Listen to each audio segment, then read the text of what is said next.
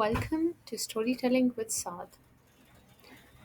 Today, our last part of the story, The Owl Who Loved Sunshine. This is chapter 7. And now, ladies and gentlemen, cried the badger, the big event of the day, the sack race. The crowd stopped cheering and grew quiet. The sack race was the hardest race of all. There would be only one winner in the sack race. Wait and see, said one elderly bunny to the squirrel sitting next to him. A rabbit will win. Rabbits always win the sack race.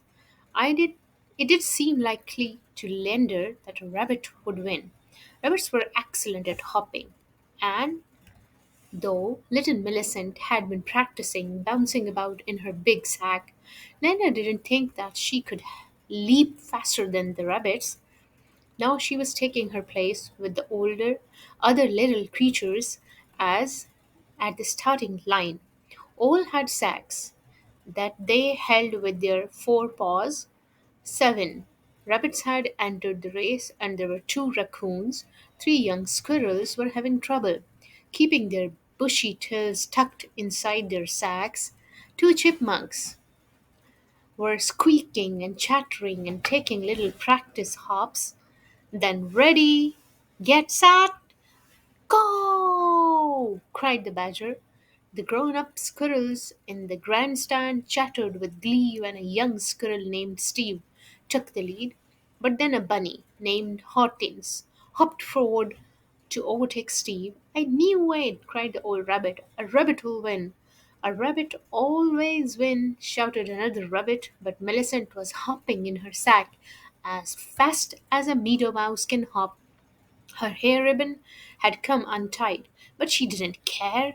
Her sack was too big for her, but she didn't let her that show slow her down. She clutched the sack as tight as she could, and she gritted her teeth and hopped. She passed the other meadow mice and the chipmunks, she passed the raccoons, she passed the bounding, leaping rabbits and the speedy squirrels. And in a great big sack, too, said her mother proudly. Millicent is a great hopper. But her mother stopped there, for she had glimpsed something at the far end of the race course that made her gasp and clutch at Millicent's father. From his hiding place, Lander saw something too. There was a patch of tall grass beside the course about 100 feet from the starting line. It was 100 feet from the stout old badger and the excited parents and uncles and aunts. Something was moving in that patch of grass. The weasel, cried Lander. The horrid weasel is back. Millicent, stop, shouted her mother. Too late, the weasel streaked out of the grass and pounced. He picked up the sack, Millicent and all, and he began to make off with the little meadow mouse. Oh my! Millicent's mother and father screamed and shouted, but it didn't help. The badger began to race down the course to catch the weasel, but the weasel was too far away to care about parents or badgers either. He had forgotten about Lender. Lender spread his mighty wings and soared across the meadow. He passed the grandstand. He passed the panting, sputtering badger. He passed all the small animals on the race course. He swooped towards the ground just as Millicent bravely seized a daisy and held fast to its stem. She managed to pull herself out of the sack, which the weasel had in his teeth. "Wretched child!" snarled the weasel. He dropped the sack and reached for Millicent. Suddenly there was Lender. "Oh no!" cried the weasel. "Not you again!" The parents and the grandparents and the uncles and the aunts in the grandstand didn't know what was happening. At first it looked to them as if at least 4 owls and 3 weasels were fighting out there on the meadow. The weasel dodged and struggled and squirmed and cried and tried to bite Lander, and Lander flapped and clutched and flew upward and down again and tried to get a grip on the weasel. Millicent scooted down the race course. "Mama! Papa! Help!" she screamed. Leander wanted to help tell her that everything would be all right, but he didn't have time. First things first, said Leander to himself, and then at last he fastened one great talon on the weasel, a hind quarters and the other on his shoulder. He picked the weasel up and carried him high, high into the air. Stupid! yelled the weasel. I'd have shared that little meadow mouse with you. Leonard didn't answer. Hey, said the weasel, aren't we flying too high? The higher the better, said Leonard. You aren't going to drop me, are you? Said the weasel. Not right away, said Leonard. He flew over the beaver's pond to the place where the stream ran swift and deep, and there he did drop the weasel. Ah, ta! The weasel sank in the fast running water. He came up and sputtered and sank again. Then he came up and snatched a stick that was floating along.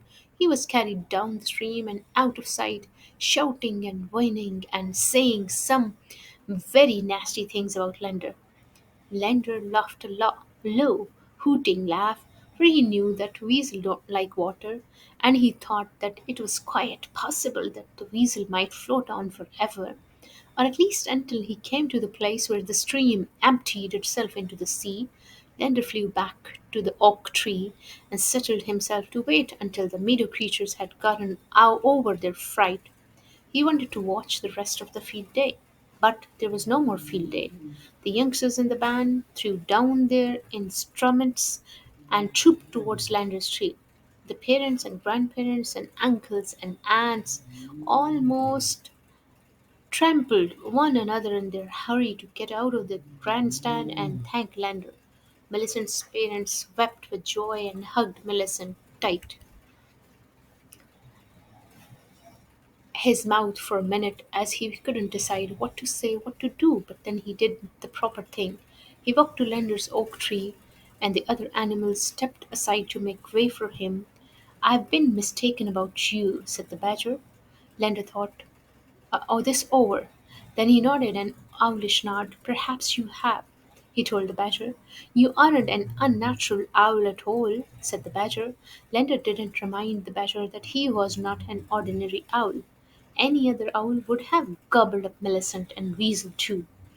Please accept my apologies, said the badger. Of course I will, said Lander.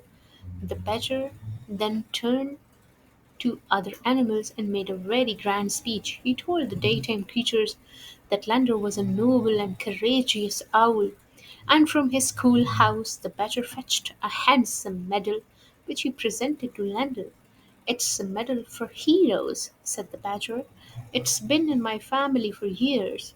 That is, I've had it for quite a long time.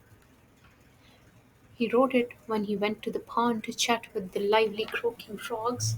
He wore it in the golden afternoons when he and the badger played chess in the clearing beside the schoolhouse. He wore it whenever he was invited to dinner by one of the meadow creatures, and this happened at least once every day and twice on many Sundays. Linda knew that he was not a proper owl, not proper at all, but he felt very wise just the same, and he was wise even if he had almost forgotten how to say woo. He is very knowing way, like the dusty, proper old owl in the dusty old house on the hill. He knew that nothing made him happier than sunshine on his feathers, unless it was for his friends. Like, share, and subscribe our channel, Storytelling with Saad. Thank you.